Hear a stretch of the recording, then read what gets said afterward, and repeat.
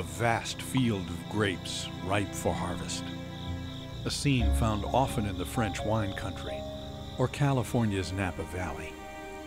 But this is not those faraway places. It's right here in our state, less than an hour from Winston-Salem, in the heart of the Yadkin Valley. It's not an area that you usually think of as a wine growing region, but that's changing. The state has a lot of good areas for different types of wine, but this area is particularly good for the vinifera type grapes, the Chardonnay, Merlots, Cabernets, and it's just an area that they do very well in. So well, in fact, that Shelton Vineyards is only one of 14 wineries in the Yadkin Valley. It grew from an idea of about 50-acre vineyard to a 200-acre vineyard, and we like to refer to it as a hobby that got out of control. Over the last few years, Shelton Vineyards has grown to become the largest estate winery in North Carolina. First and foremost, a vineyard is really a farm that grows premium fruit to turn into premium wine. The picking of that fruit starts early in the morning at Shelton Vineyards.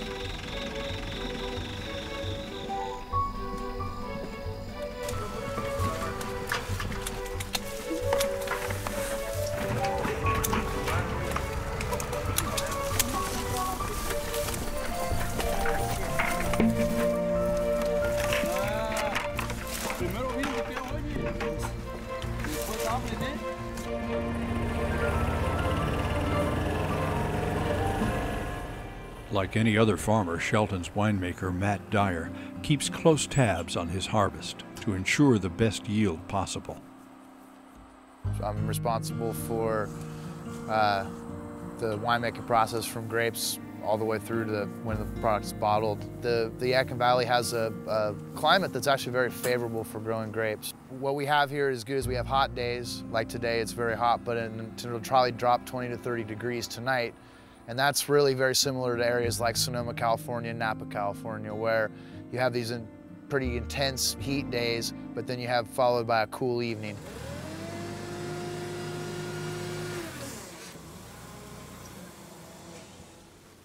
As that intense heat of the harvest season builds, noise and activity starts around the hopper and crusher, where this year's crop starts its journey to the bottle.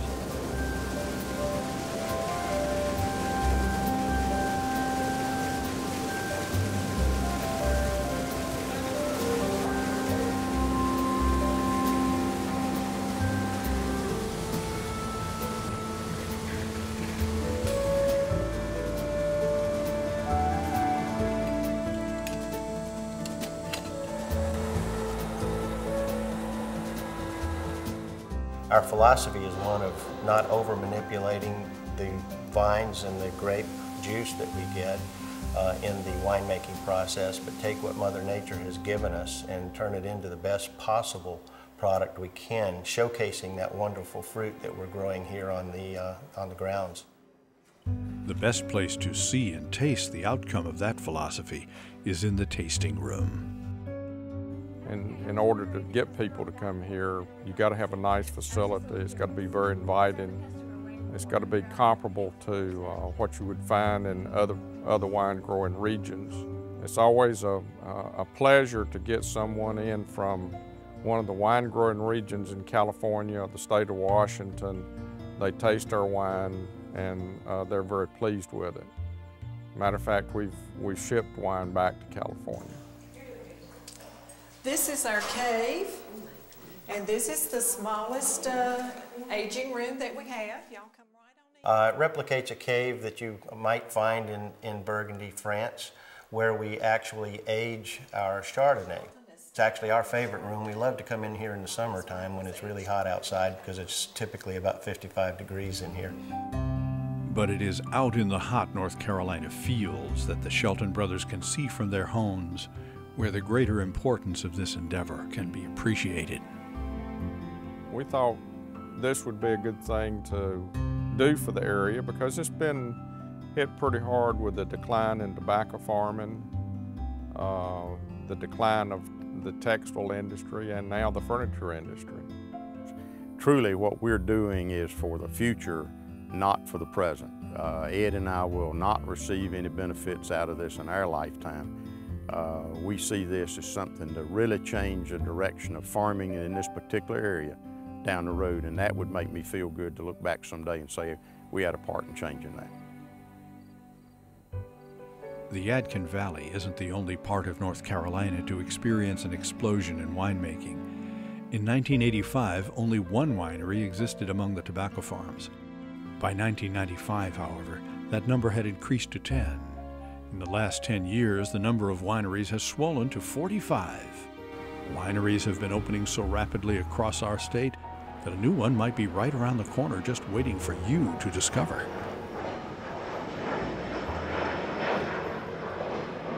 We chose this particular area because of it's actually right off of the highway, so it gives us a lot of potential visitors. In fact, DOT did a survey on the highway and found that there's about 96,000 cars that pass by this intersection every day.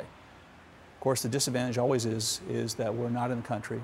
A lot of the vineyards that we're using at this point in time are at least 3 hours away from here. But essentially what we do now is we bring them down in refrigerated trucks, so they come down about 34 degrees, so they come in perfect. Grapes aren't the only thing delivered to Chatham Hill on a truck. Its bottling line also arrives on 18 wheels.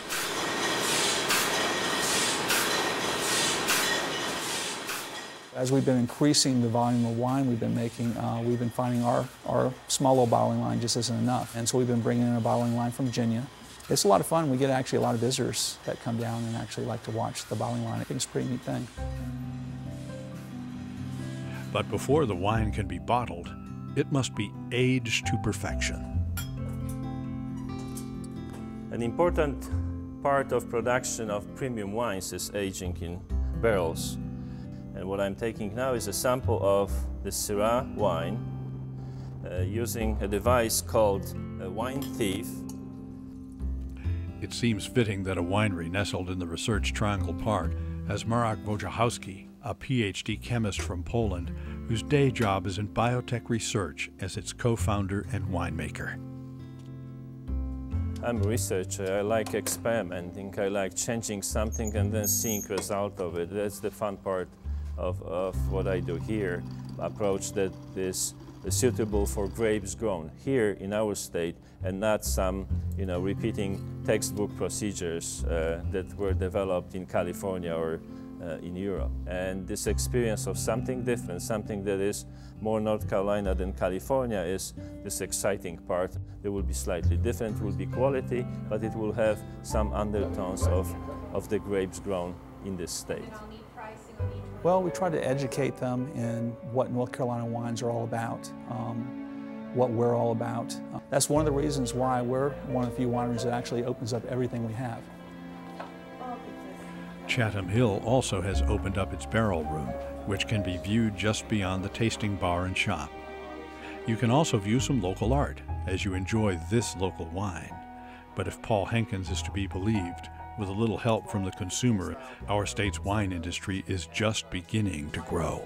We see ourselves now as a local winery for sure, but we actually see ourselves in the future with no limits. Everybody should really get out there and visit the different wineries. My feeling is in the next 10 to 15 years, there could be as many as 100 wineries in North Carolina.